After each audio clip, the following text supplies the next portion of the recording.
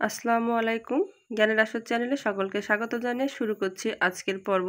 তো আজকের পর্বে কোটা সংস্কার আন্দোলন ও জুলাই বিপ্লব সম্পর্কিত বেশ কিছু গুরুত্বপূর্ণ প্রশ্ন ও উত্তর নিয়ে আলোচনা করব। তো তার আগে আপনাদের কাছে ছোট্ট একটা রিকোয়েস্ট, যারা এখনও আমার চ্যানেলটি সাবস্ক্রাইব করেননি তারা অবশ্যই দয়া করে চ্যানেলটি সাবস্ক্রাইব করে দেবেন, এবং অলরেডি যারা সাবস্ক্রাইব করেছেন তাদেরকে অসংখ্য ধন্যবাদ। তো শুরু করছি আজকের প্রশ্ন ও উত্তর। 1 নম্বর প্রশ্ন, জুলাই বিপ্লব 2024-এর প্রথম শহীদ কে? উত্তর হবে আবু সাইদ। 2 নম্বর প্রশ্ন, জুলাই বিপ্লব 2024-এর অন্যতম স্লোগান কোনটি? উত্তর হবে কোটা না মেধা, মেধা মেধা। 3 নম্বর প্রশ্ন, বর্তমান অন্তর্বর্তীকালীন সরকারের প্রধান উপদেষ্টা ডক্টর মোহাম্মদ ইউনূস কত তারিখে শপথ গ্রহণ করেন? উত্তর হবে 8ই আগস্ট 2024 সালে। 4 নম্বর প্রশ্ন, বাংলাদেশের বর্তমান অন্তর্বর্তীকালীন সরকারের উপদেষ্টা পরিষদের নারী সদস্য কতজন? উত্তর হবে 4 জন। 5 নম্বর প্রশ্ন, জুলাই গণঅভ্যুত্থানে শহীদ আবু সাইদকে নিয়ে অঙ্কিত শিল্পকর্মের নাম কি? উত্তর হবে উন্নত মমশির। 6 নম্বর প্রশ্ন, জুলাই আগস্টের গণঅভ্যুত্থানের স্মৃতি রক্ষায় কোন স্থাপনাকে জাদুঘরে রূপান্তর করা হয়? উত্তর হবে গণভবন।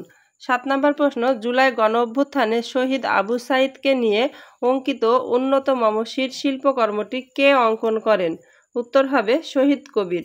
8 নম্বর প্রশ্ন, সরকারি চাকরির নিয়োগে কোটার নতুন প্রজ্ঞাপন জারি হয় কবে?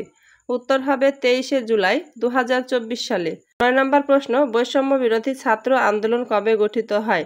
উত্তর হবে 1 জুলাই 2024 সালে। 10 নম্বর প্রশ্ন, আবু সাইদ কোন বিশ্ববিদ্যালয়ের ছাত্র ছিলেন? উত্তর হবে বেগম রোকেয়া বিশ্ববিদ্যালয়ের ছাত্র ছিলেন। 11 নম্বর প্রশ্ন, মীর মাহফুজুর রহমান মুগ্ধ শহীদ হন কবে? উত্তর হবে 18 জুলাই 2024 সালে। 12 নম্বর প্রশ্ন, আবু সাইদ কবে শহীদ হন? উত্তর হবে 16 জুলাই 2024 সালে। 13 নম্বর প্রশ্ন, 6 জন সমন্বয়ককে কবে ছেড়ে দেওয়া হয়? উত্তর হবে 1 আগস্ট। 14 নম্বর প্রশ্ন, বাংলা ব্লকেড কি? উত্তর হবে কোটা সংস্কারের দাবিতে আন্দোলন কর্মসূচি। 15 নম্বর প্রশ্ন, বাংলা ব্লকেড কর্মসূচি কত তারিখে পালন করা হয়?